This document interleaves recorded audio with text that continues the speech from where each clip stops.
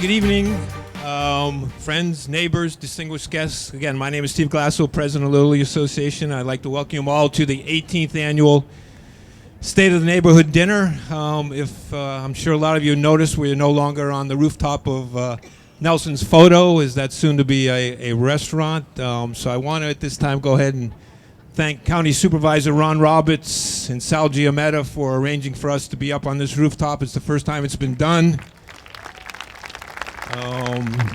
But we like to always be on the cutting edge here in Little Italy, so I hope everybody enjoys this venue and behaves yourself so we can be invited back again next year. Ron and Sal have been friends of Little Italy ever since its inception, and I want to again thank them for everything that they do for the association and for Little Italy.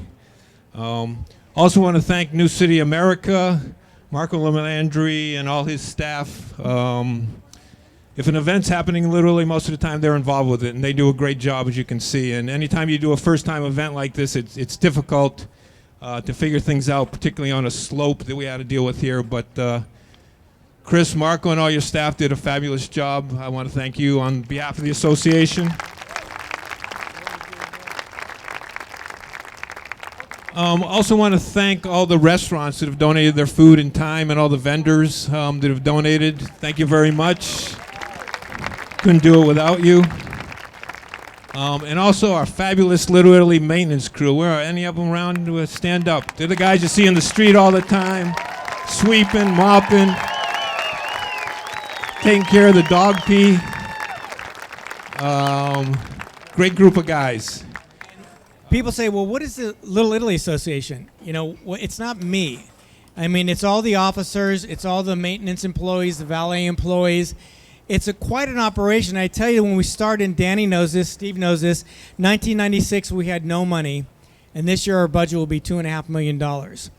And we did it all legitimately, and we did it all by working in the community, and we are now the most lucrative, most organized, actually the best Little Italy in the country. And there was an article in the New York Times. It's called Nolita. I mean, it's a real estate ploy that it's Little Italy, and they're north of Little Italy on Mulberry Street, so they called it Nolita because it's north of Little Italy, right? That's what a real estate person would do. But you know what's taken off? Our motto is Little Italy, a hip and historic district. What's their motto? Nolita, a hip and historic district. So they ripped that off, but that's okay. Because it's actually a compliment. And there's a brand new Little Italy starting in Rochester, New York. A lot of Italians in upstate New York. What's their motto? Little Italy, Rochester, a hip and historic district. So thanks, Jennifer, for getting everybody to take our slogan. So this is the association. It is basically 48 square blocks, Laurel on the north, Interstate 5 on the east, going down Front Street, down to Ash, and then out to Pacific Highway. So this is what we're a district management corporation. We operate and can try to arrange everything and coordinate everything within that area. So we have a board of directors, and you really can't see these committees, but we have multiple committees. Community Advisory Board, Finance Committee, Mobility and Parking, District Identity, the Legacy Committee, which is just getting off its feet, and it's raising lots of money in Little Italy. Project Review looks at all new projects, and Sidewalk Operations. And all those are chaired by different board members. We have approximately 30 board members and probably close to 70 people on working those committees. So there are a lot of people in the entire Little Italy sphere. And then you look at what our income is and what our expenses are. And we won't go into all this detail, but the biggest thing is the blue part. And the blue part is dealing with the public rights-of-way, sidewalk to property line, curb to property line. That's what people experience when they go into a community. What does it smell like? What does it look like?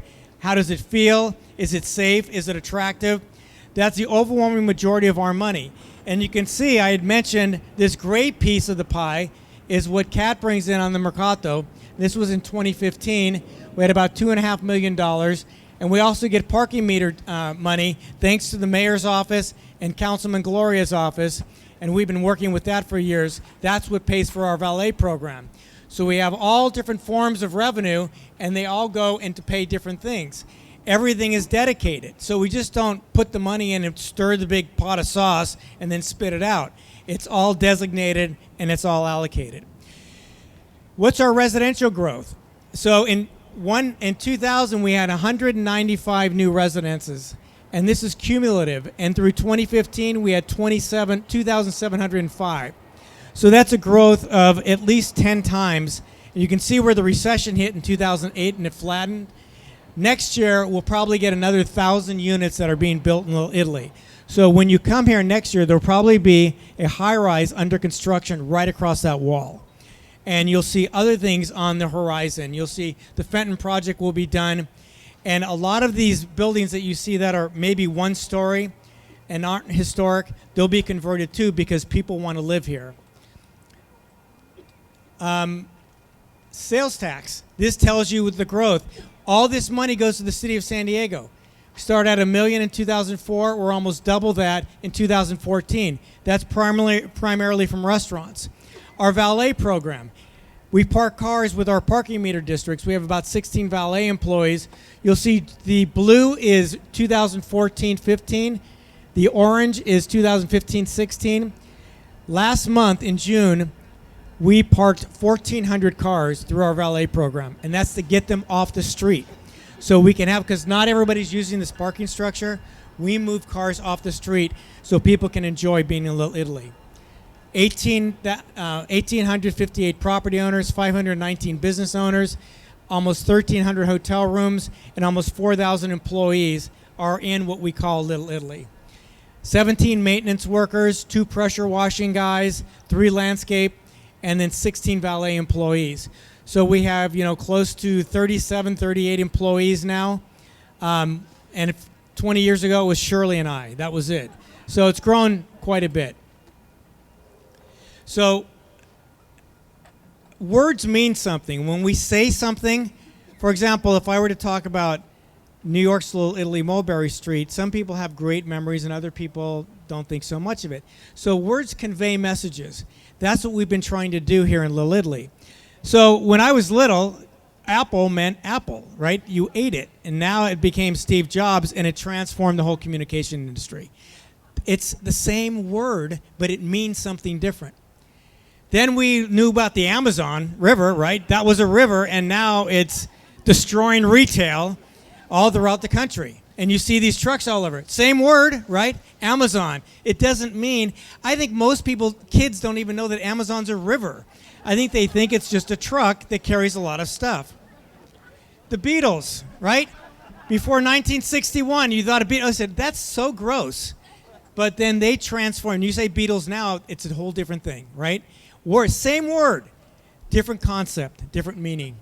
Google, who invented that word, right? Seriously, when you say it started out as a noun and now it's a verb.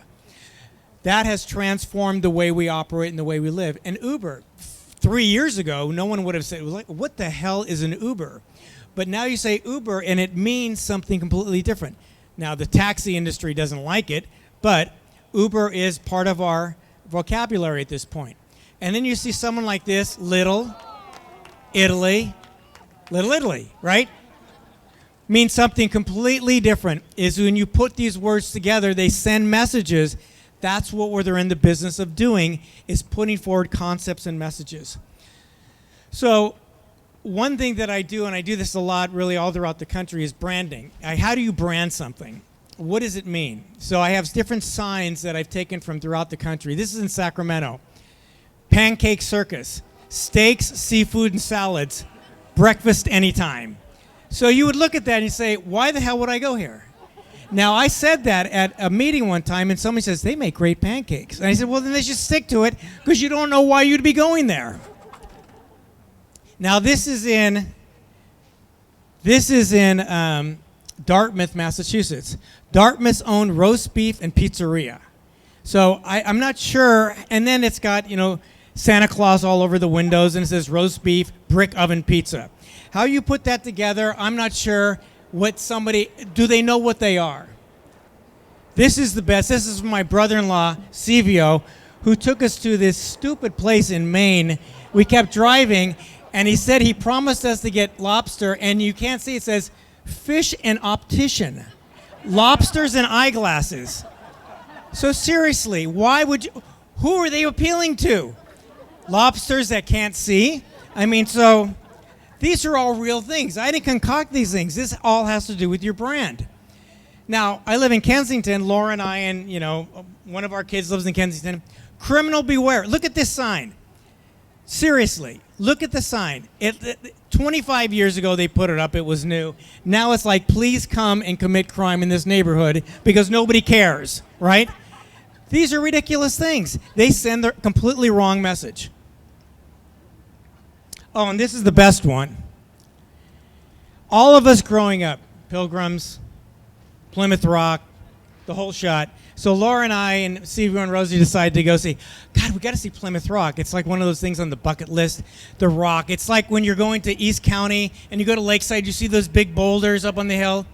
So they have this whole thing here, this Roman Greek, monument, and then it says Plymouth Rock. And you look down at it, it's 6 feet wide. This table there is the same size. It's like, are you kidding? That all your life you've heard about Plymouth Rock. And then you go there, and even the store owner said, don't expect anything too big. And Steve told me that too. He's a Massachusetts boy. So how you market that and how you drive people to a place to look at a 6-foot rock is just really beyond me. But it's really genius. And then I had to take this picture. I was in Washington, D.C., and I said, this is how they get legislation. They take it out of the outhouse, and then they deliver it up to the Capitol Hill. And I just thought it was such a great symbolic example of what's going on in Washington, D.C., because these guys don't know if they're going to the bathroom or making legislation. And I'm ending with this one. Now, I took this picture on Mulberry Street, New York City, and I think 1998, 1999. These guys are arguing about whatever they're arguing about. Like, you're selling your pasta $1 less than me, right? Don't they notice where they're, as my wife says, they either don't know or don't care. There's a table and chair right there. Would you sit there? Don't you look at that? You're arguing in front of this wall that's covered with graffiti. You have a little table and chair, and you want to know why your business is going down. So messages are really important. Branding is really important. This is what we never want to become.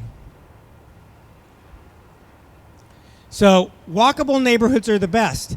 That's everything. That is our model. We're trying to become, we stress all of our efforts on walkability, sociability, and all the things that make it a calm, enjoyable neighborhood.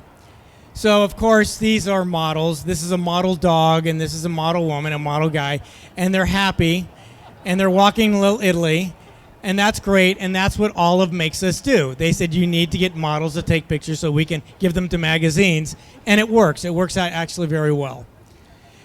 We also do, one thing we know is that most people will walk probably about 1 foot a second. 4 feet a second. So it means if you go from Cedar to Date, it's going to take you 75 seconds to walk on that street. So we're trying to slow people up. So Jack Pecoraro came up with this idea of the legends. We have the legends for his family on the side of the La Pension. Tommy Battaglia in front of Cafe Zucchero.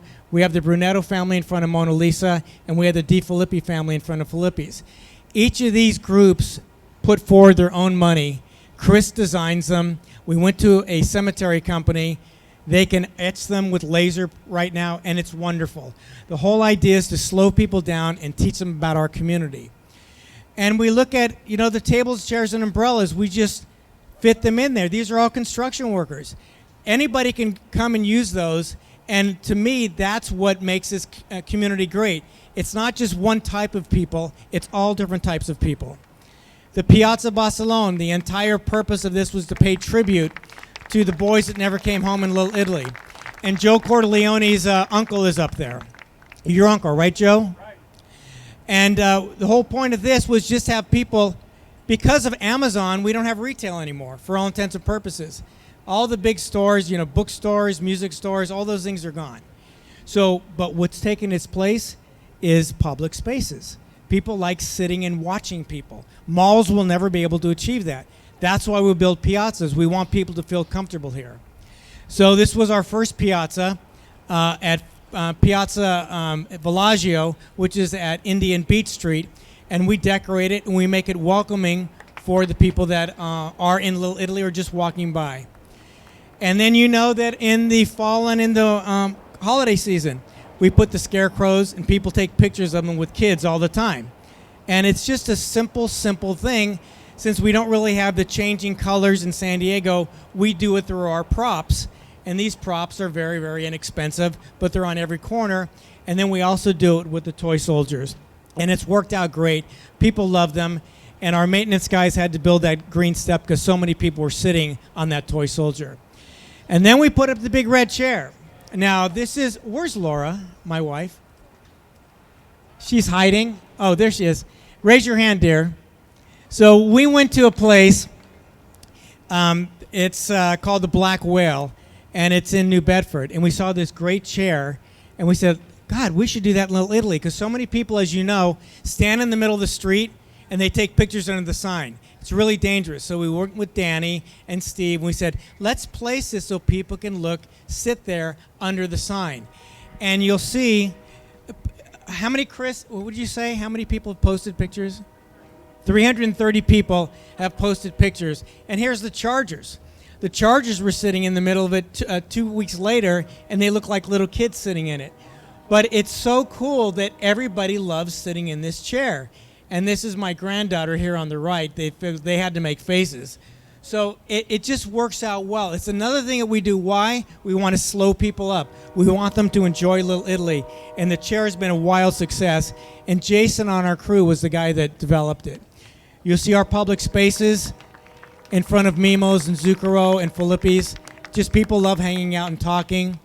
You look, this is what India Street looked like in 1999.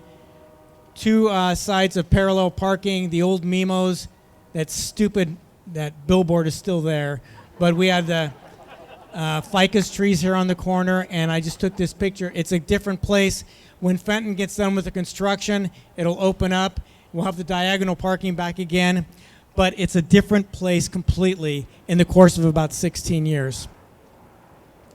Now, where have we come from? This is what the church used to look like. Not that long ago. Telephone wires, no landscaping. Church is and has always been the heart of Little Italy. It's the spiritual core of Little Italy. And without Father Grancini's leadership from Our Lady of the Rosary, we would not have a Little Italy Association. And you see how wonderful it looks. No telephone poles, painted by the Pecoraro family, and just beautification there. And the church has been and continues to be the center of our community. Washington Elementary School.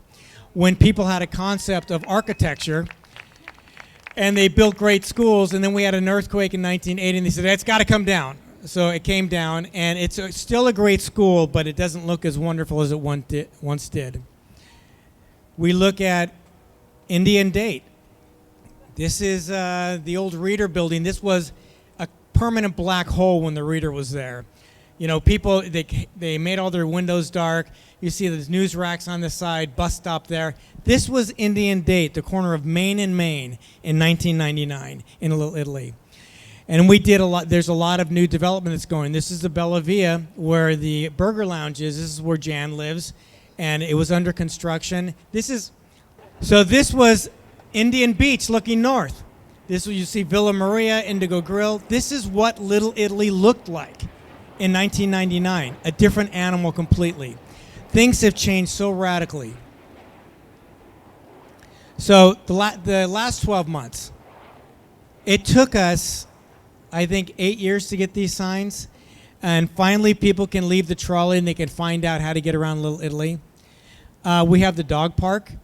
And the dog park is a work in progress. But we had to separate the kids and the dogs, and we were able to do it. And what we wound up getting, this was a historic house that was on Date Street. And I want to thank the Fenton Company. They lifted this historic house, and Mike Neal, who's in the back, Mike says, okay, well, what should we do? I said, move it 2 blocks up and make it into a bathroom. We can't do anything in Amici Park Luke's the head of the Amici Park Task Force. We can't do events there without a restroom. Fenton lifted the house up, moved it 2 blocks, got it up to ADA standards, built a men and women's bathroom in the back, and they did it and donated it to the association. So I want to thank Fenton for doing that. We would have never, ever, ever. Where's Mike and John? Stand up. Stand up, gentlemen. I'm going to stop the show. Thank you, guys. They did not have to do that.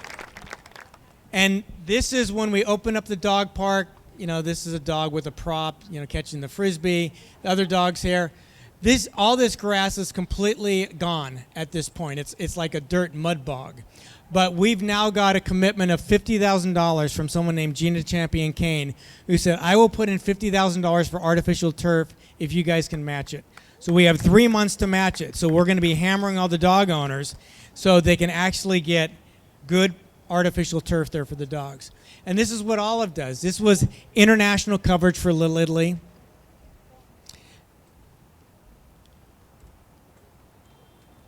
National coverage for Little Italy.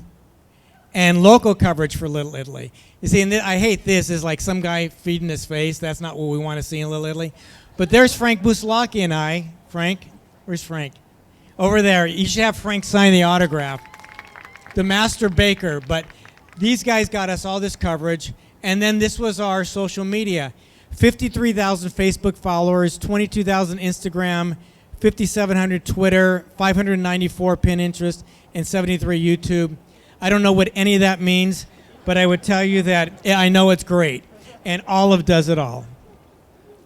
And this is our website. We just changed our website. The pink is this year. The blue was last year. We're halfway through the year. You can see how it peaked.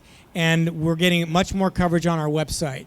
The Mercato. Last year I did the PowerPoint. Kat says, nice PowerPoint. You didn't have the Mercato in it, jerk. So this time we had to put like 6 pictures of the Mercato in it, so I'm not yelled at by Kat for the next year. We also see this is the Taste of Little Italy, which Sandy and her crew did. They sold out 1,500 tickets? 1,500 tickets. And they weren't cheap. And then people couldn't even finish all the food that they were going through. And then we got Amici Park. We have the Festa, and a part of the Festa is the bocce ball courts, the dancing, the chalk drawing, and the stickball. That's all done by Sandy's group too. And then the Christmas tree lighting. We have Santa, and Santa is here with us today, but he's wearing a Jimmy Buffett hat instead of that. But our crew does that. They construct that tree. They put out $5,000 worth of poinsettias. That's the way it looks at night. And it's just a wonderful, wonderful event. Just so you guys know, this year, the tree lighting is going to be from on India Street, and we're shutting down between Cedar and Fir. So we're going to light 2 trees, one in the new Piazza Familia and one at the Piazza Barcellona. So it's going to be a wonderful event. This is what we work with Chris Ward on. I hate railings. You know, you cage people to drink. We worked on this for years. This is Cafe Gratitude. You can drink outside, no railings. And Bar 1 is starting to do this now. Our goal is to get rid of railings all over Little Italy. We want to make sure that people can jog in the morning, walk their dogs, walk their kids. If the business isn't open, it's a much more European feel to it. County parking structure was built over the last year and just opened. We couldn't do this a year ago. We're doing a Piazza to Tom Fat. This was the old Fat City. This is the new hotel. They kept the front of it. And Tom was a wonderful... We lost him 10 years ago this year, but there will be a tribute to Tom coming very soon. And then Alsco, 100-year-old sidewalks. And it was just pathetic. Chris worked with the city. We used our parking meter funds. They dug up everything, redid it.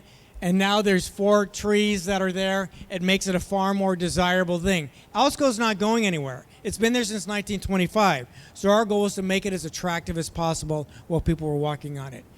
New businesses. There's Barbusa, which was the old Polpazzo. Nelson Photo is going to become Born and Raised by Arslan, who's doing that. Salunto finally opened, which is great. Antonino opened that. And Bar 1 by Jim Barone. And then we look at it, and John, how many employees are at Desk Hub? Do you know? How many people work there? 210. Oh, God, John, a lot. Thanks, John. So the whole second floor, this is the old Industry Design Center, is now Desk Hub, and it's a co-work space, and there were many, many people that work there.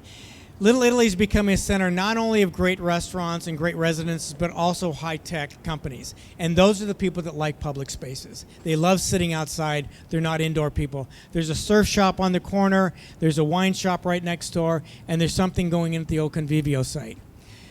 We also had Bracero that opened up a year ago right across the street. Craft and Commerce has got their soft opening tonight.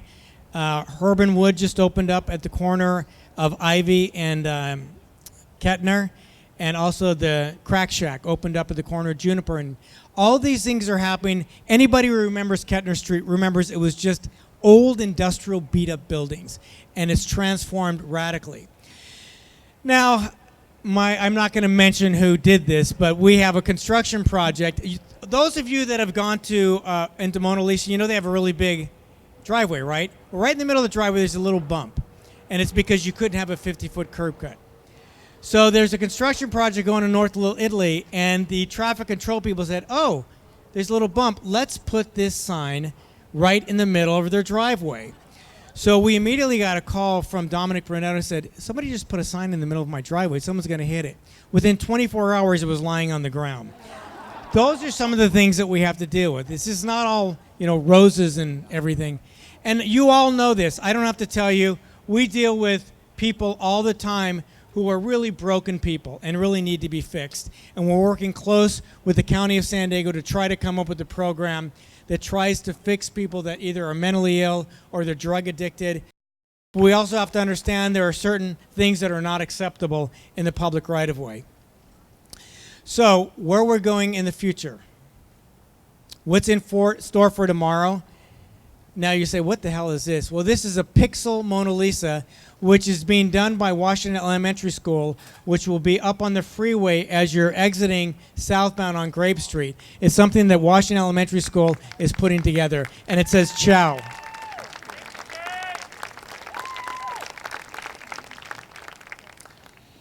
And then we have the Fenton Project. This used to be Date Street at Indian Date. We used to have the Christmas tree.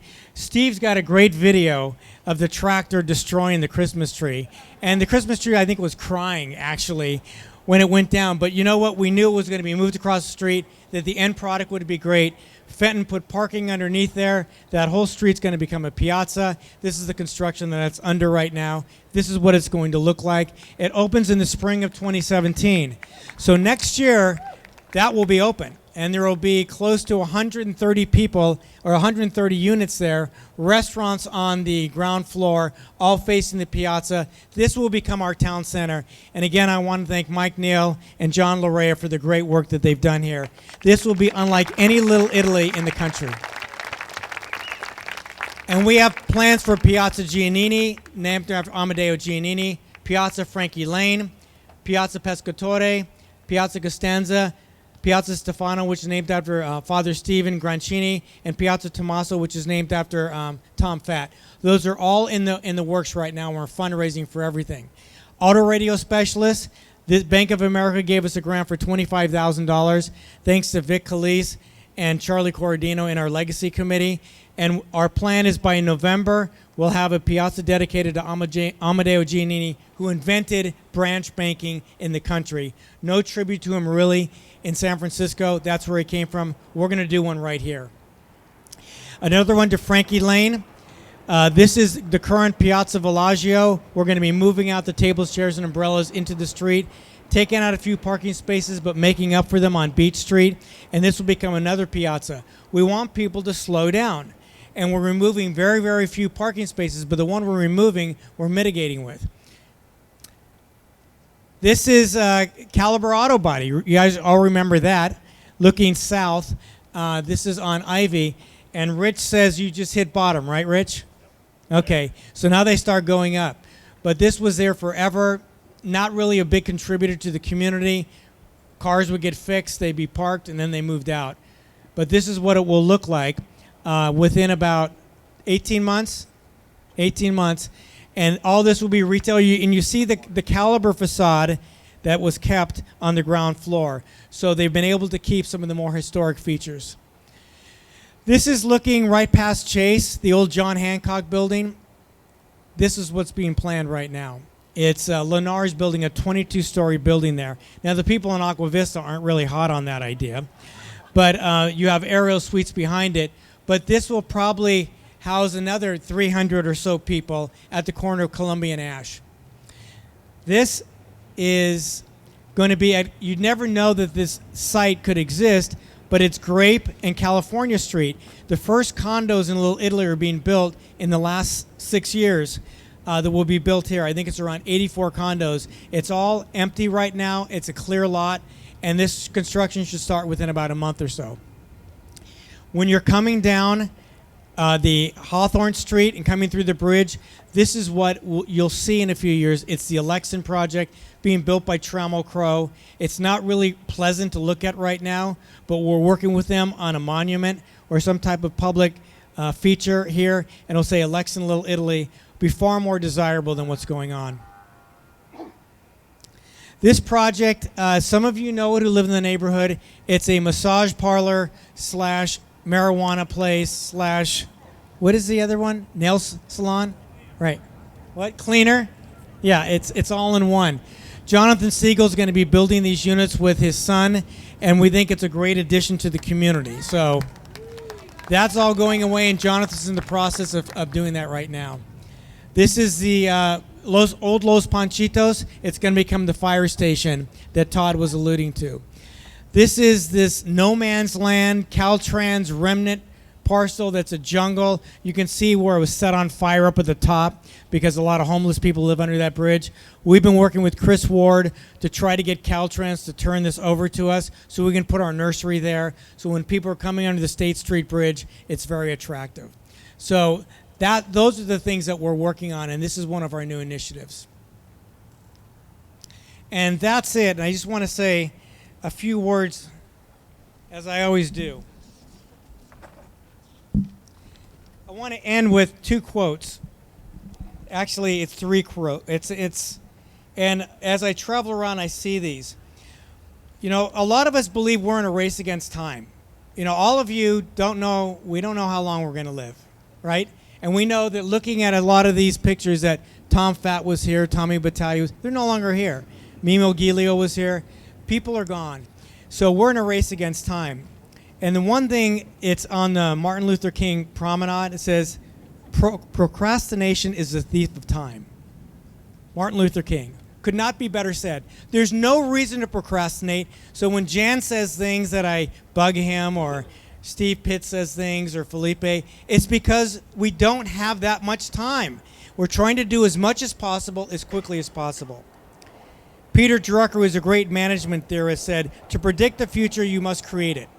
That's the whole story of Little Italy. If we want to predict what's going to happen, we have to create it. If someone says no, we have to figure out how do we make that a soft no instead of a hard no. How do we try to figure these things out?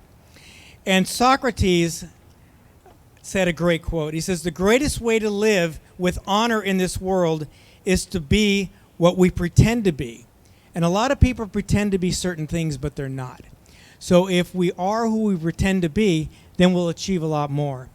And I would tell you that we have a wonderful staff: Chris, Shirley, Rosie, Laura, John, Joe, Moni, Lisi, all these people. And let's give them a really big hand of applause. None of this could happen without them. And then we have Jason. Raise your hand, Jason. Jason and the crew and the maintenance guys.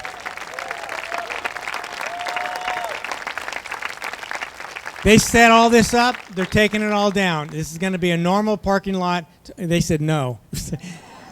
We have a normal parking lot tomorrow, but I've got to tell you that this is wonderful work. It makes life worth living. And I would just tell you, if you look around and you see everything that's happened, we're only 30% of where we're going to be, as far as I'm concerned. So we need to do as much as possible every single year. And if someone does say no, we have to determine if that's a soft no or a hard no. And I want to thank you all for coming, supporting the association, and hopefully we'll be back here next year, but we have 500 people instead of 400 people. So thank you very much.